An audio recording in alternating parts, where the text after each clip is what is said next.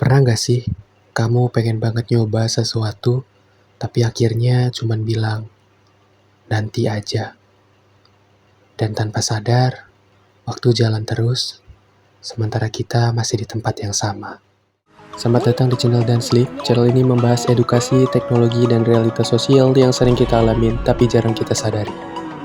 Udah, gak usah lama lagi openingnya. Langsung aja kita ke...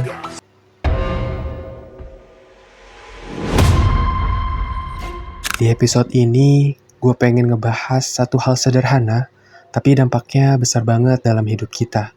Yaitu, kenapa sih kita sering gak berani mencoba ketika ingin melakukan hal baru? Mungkin topik pembahasan ini cukup relate oleh sebagian orang yang merasakannya. Jawabannya cuma satu, karena kita takut gagal, takut salah, takut diremehkan, takut nggak sesuai ekspektasi orang lain. Dan ketakutan itu bikin kita diam.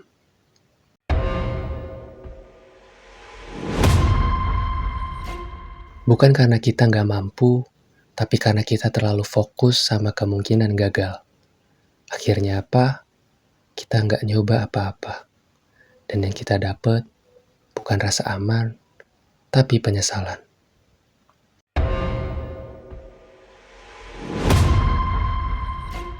Penyesalan itu datang pelan-pelan.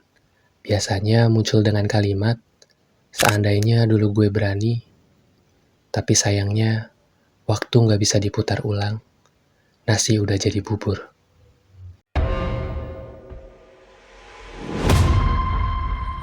Padahal, selama kita masih dihadapkan sama pilihan antara mencoba atau tidak, kita masih punya kendali.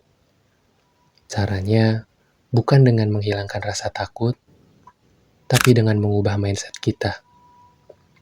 Berhenti ngelihat kegagalan sebagai akhir dari segalanya, dan mulai ngelihat kegagalan sebagai bagian dari proses menuju keberhasilan.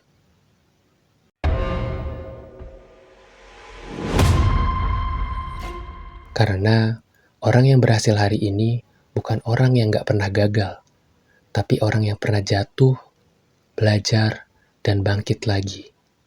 Dan kalau kamu gagal saat mencoba, jangan jadikan itu trauma. Jangan biarkan satu kegagalan menghentikan seluruh langkah hidupmu.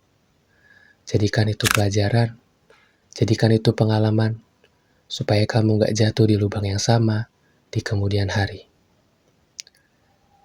Ingat satu hal, orang yang gak pernah berani mencoba, gak akan pernah punya pengalaman itu.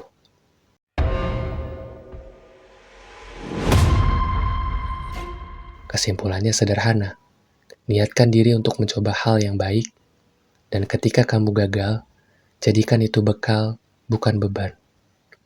Karena yang paling menyakitkan dalam hidup bukan kegagalan, tapi hidup dengan penyesalan. Mungkin itu saja yang bisa saya sampaikan di episode ini. Kurang lebihnya mohon maaf. Jangan lupa untuk klik tombol subscribe, like, dan share. See you in the next episode. Bye.